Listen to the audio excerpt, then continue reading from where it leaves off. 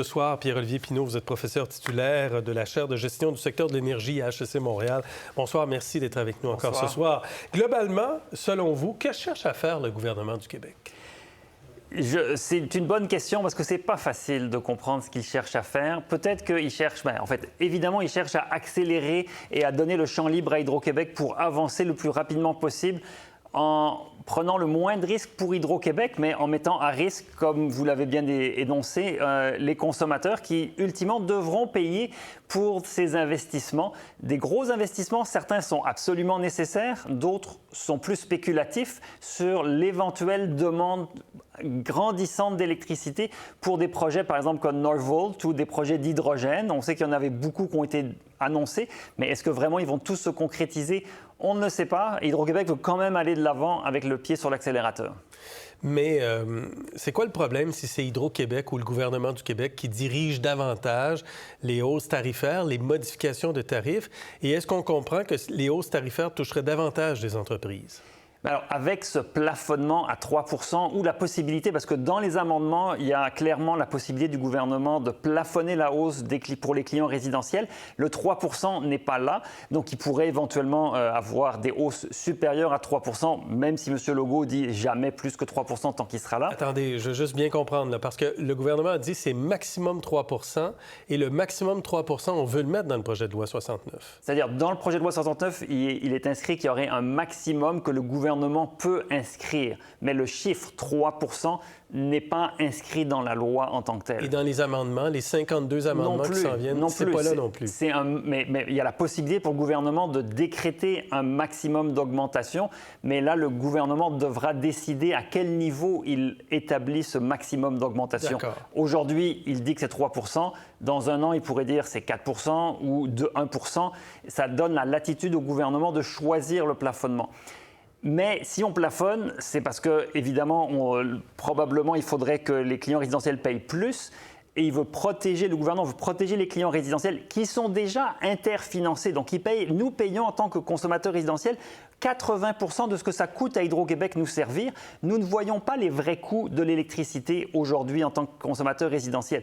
Donc, ce qui est problématique, c'est d'une part cette situation, mais le fait qu'on soit artificiellement protégé de la hausse des coûts qui va inévitablement survenir et qu'on transfère le fardeau sur des PME, sur des institutions, sur des industries qui, elles, cherchent à fonctionner dans un environnement concurrentiel et qui se passeraient bien de payer une facture qui n'est pas la leur parce que ce sont pour des nouveaux usages qu'on construit ça et on cache le vrai coût de ces nouvelles constructions aux usagers qui vont augmenter leur consommation. Donc, les quelques 200 milliards d'investissements qu'on veut faire d'ici 2035, tous les développements, les térawattheures supplémentaires, 11 000 térawattheures, si je ne me trompe pas, supplémentaires qu'on veut ajouter d'ici 2035, tout ce qu'Hydro-Québec doit faire, le gouvernement veut lui donner, un, plus d'agilité et de flexibilité pour le faire, et deux, trouver quelqu'un pour payer la facture. Oui, et dans un sens, il y a des bons aspects à ce qu'on veuille aller vite,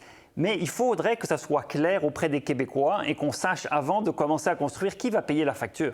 Ce qui est très problématique, c'est qu'on ne sait pas qui va payer la facture, comment elle va être répartie. On sait qu'on veut protéger les consommateurs résidentiels qui ne devraient pas être tant protégés. Évidemment, il faut protéger des ménages à faible revenu, mais des gens qui ont des grandes maisons avec une piscine chauffée, une entrée de garage dégelée l'hiver par l'électricité, est-ce qu'on veut vraiment protéger ces consommateurs-là?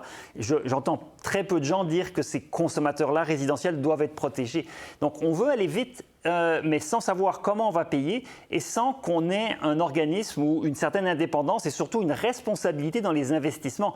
Parce que c'est facile d'être un monopole et d'accélérer, surtout quand on ne subit pas les risques de notre accélération qui pourrait être erronée, parce que s'il y a des dépassements de coûts ou si on ne vend pas, on peut transférer aux consommateurs le prix de nos erreurs.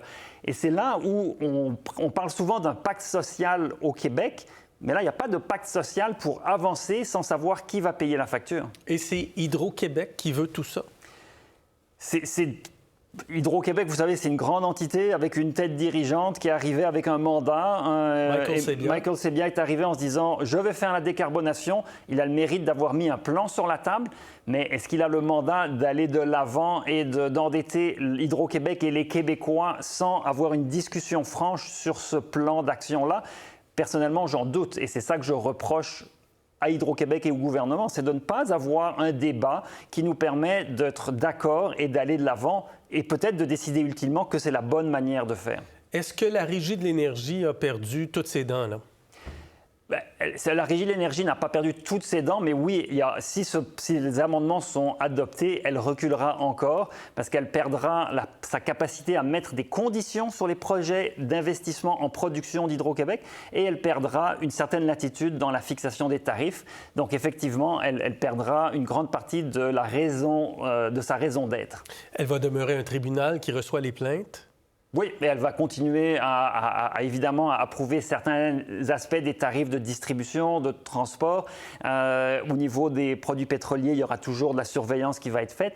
Mais on voudrait que nos institutions indépendantes soient renforcées et qu'elles gagnent en crédibilité. Mais là, ce qu'on fait, c'est qu'on les tasse sur le côté.